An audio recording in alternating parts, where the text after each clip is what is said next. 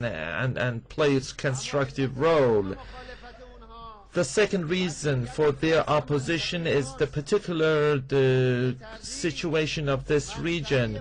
Undoubtedly, this region is the most important, the most sensitive, and the most influential region of the world. Any power that can control the interactions in this region will be, and the relations in this region will be able to influence international and global relations. Our region has three important features. The first feature of this region is that this region is the birthplace of all cultures and sustainable civilizations of humanity. It's the place where all the divine prophets have been appointed as messengers of God, speaking of human civilization, culture, and moralities. All these moralities, culture, civilizations are indebted to the efforts and hard works made by Gnostics, and also scientists and scholars of this region. Also, one should refer to major mineral and natural and energy resources of this region. Anyone that can dominate the energy resources of this Middle East region has actually attained the tools for dominating the whole world. The dilapidated colonialism of Britain, by dominating the cheap energy resources of the Middle East, managed to actually dominate major parts of the world. World War II,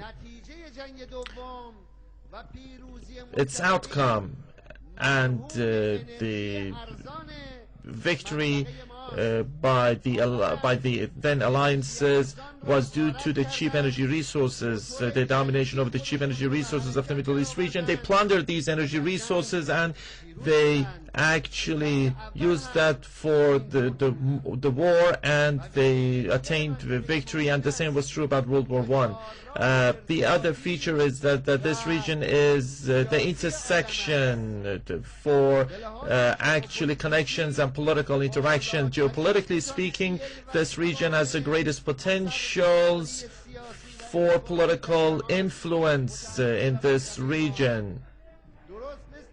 In fact, it's like a connecting intersection. When one stands in the focal point of this intersection, one can actually influence and dominate all political relations and interactions. In the course of history, whenever a power or a group or a government dominated this region, it has actually dominated the whole world.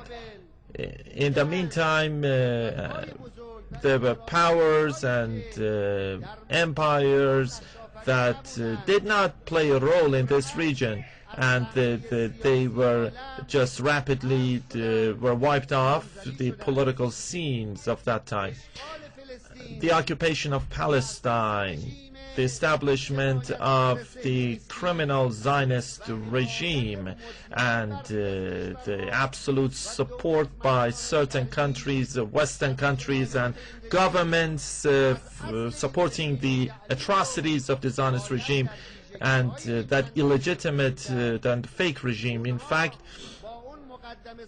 they have tried to make create baseless grounds. They spread lies, and in this way they paved the way for dominating this region and eventually dominating the whole world. And in this way they have actually imposed this malicious regime on the nations of the region. Oh, dear people of Iran, the influence of the people of Iran, the role of the people of Iran in our regional relations and interactions is quite clear to the hegemonic powers. Everyone knows very well that the Iranian nation has the capacity to massively influence all regional relations and interactions. They oppose us because they want to actually, through dominating the Middle East region, they seek to dominate the whole world.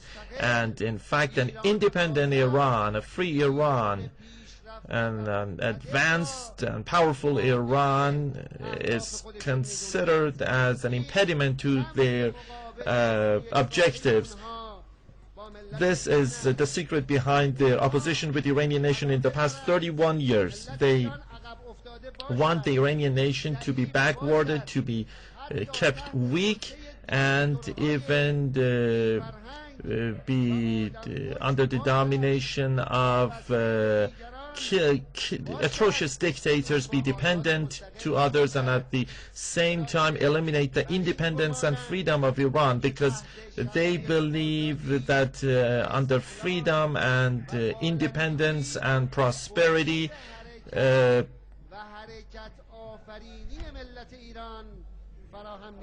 grounds will be paved for the progress of the Iranian nation and creation of new movements. In fact, they oppose freedom, and they even oppose Iran's republic nature, and that is freedom and republicanism that has been emanated from the genuine culture of Islam. They oppose such things because they know that under such conditions, grounds will be paved for the prosperity and blossoming of the Iranian nation. To summarize, one can say that through dominating our region, they want to actually guarantee the domination, their hegemony over the whole world, and an advanced Iran hampers their progress for attaining this goal. The nation of Iran is a great nation and creates grandeur and glory, and they oppose the grandeur and glory of the Iranian nation. Speaking of other topics, the other topics are just pretexts. The nuclear issue, our progress in the field of biotechnology, the issue of human rights, and regional issues, these are all pretexts and the cover-up for hiding the main objectives of the domineering powers in this region. All of you have seen their double standard policies, and I do not want to repeat them.